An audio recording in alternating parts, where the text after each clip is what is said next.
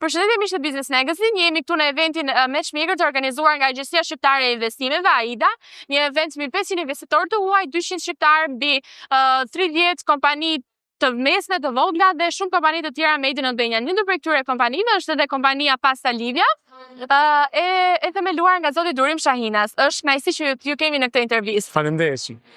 Pse zgjodhët një treg në Shqipëri të dominuar le të themi nga ajo italiane, se pastat janë të signifikuara nga Italia? Po, e vërtet. Ne jemi shumë afër Italisë, kemi shumë përbashkët edhe në kulturën e gatimit. Unë vi nga profesioni kuzhinierit, kam qenë kuzhinier deri para 12 vitesh që kam Pasta Livia, por edhe në Itali shqiptarët i bëjnë makarona, nuk është se italianët bëjnë me makarona, janë të përzira. Çfarë e veçon Pasta Livia? Mund të tregosh pak të lutem për procesin e punës, produktet që ju përdorni?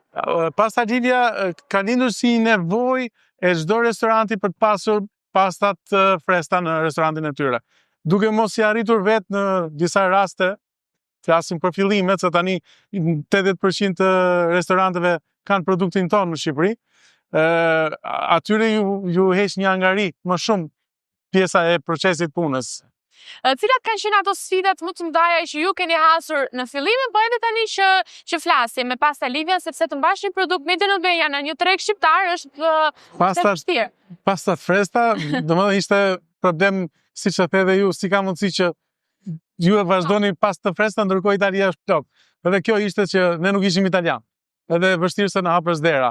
Por me këmbgulje dhe me produkt cilësor të konkurrueshëm edhe për tregun italian, dia dolëm dhe tani jemi gati edhe të eksportojmë. Pra nuk e keni nisur akoma pjesën e... Jemi në proces, brenda këtij viti do duhet patjetër të finalizojmë eksportin e parë. E përmenda pak më përpara që jemi në eventin më të madh të biznesit të organizuar këtu në Tiranë. Si e shihni ju pjesëmarrjen tuaj në këtë event dhe çfarë prisni nga ky event fund të ditës? Ishim e papritshme për mua sepse erdhi në momentin e duhur kur do duhet që të krijonim kontaktet e para ose edhe të merrnim informacionin se të nxjerrësh produkte në Bashkimin Evropian është shumë e vështirë. Certifikimet, ligjet, domethënë gjitha kjo dhe realisht në kontaktet që kam pasur deri tani ka qenë më shumë për informacionin se si duhet të dalin, se okay, produkti mirë cilësor deri këtu okay, por pastaj pjesa tjetër është shumë burokratike, por ja që në Bashkimin Evropian pa dokumenta nuk shkojmë dot. Kështu që dokument pronësia dhe ai produkt. Çfarë mund të presim në të ardhmen nga Pasta Livia?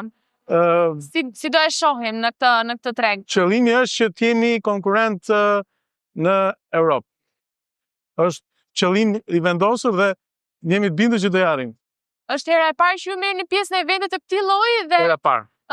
Deri më tani, si ka qenë qasja juaj dhe a mendoni se eventet të tilla duhet bëhen në formë periodike, ndoshta edhe më shumë se një herë në vit?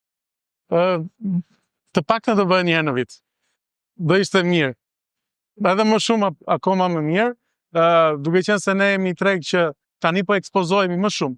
Edhe mbase ne kemi pas fajin vetë që po mi marr më shumë përgjegjësi për të qenë më cilësor.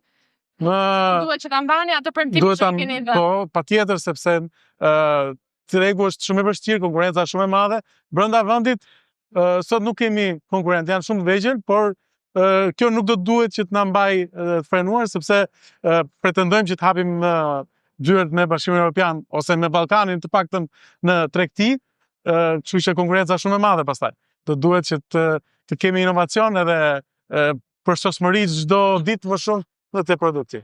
Mirë, më vjen shumë mirë që të shoh një produkt made in Albania në një event të tillë me kaq shumë pjesëmarrës nga industri të ndryshme dhe uroj shumë që të keni suksese shumë e më shumë dhe pse jo ta shohim me projekte akoma dhe më të bukura. Faleminderit shumë. Faleminderit. Suksese. Faleminderit.